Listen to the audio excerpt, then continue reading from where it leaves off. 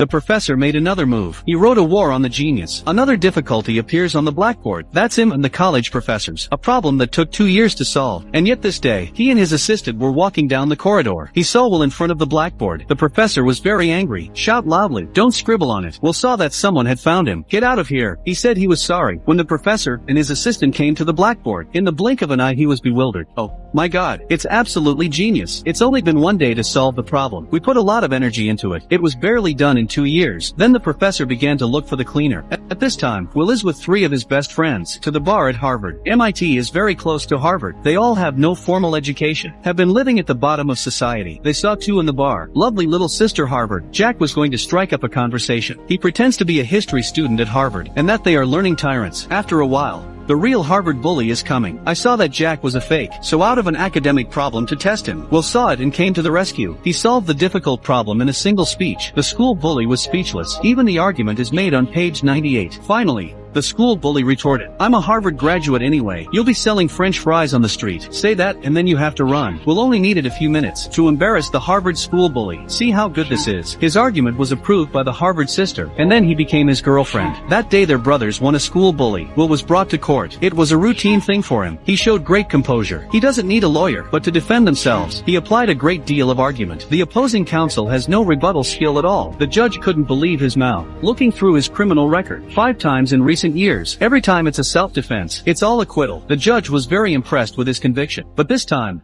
no matter what, because he hit a cop. At last the judge found him guilty. Bail needs 50 grand. The professor then bailed Will out, but on the condition that he must smoke 1 day a week to discuss mathematical problems with the professor. Then there is the need to see a psychiatrist once a week. Will chose to say yes. Soon he was appreciated and recognized by the professor. He's the genius. Seeing a therapist on the other side didn't go so well. Before seeing a doctor, Will would read his files in advance, finding these doctors' pain points.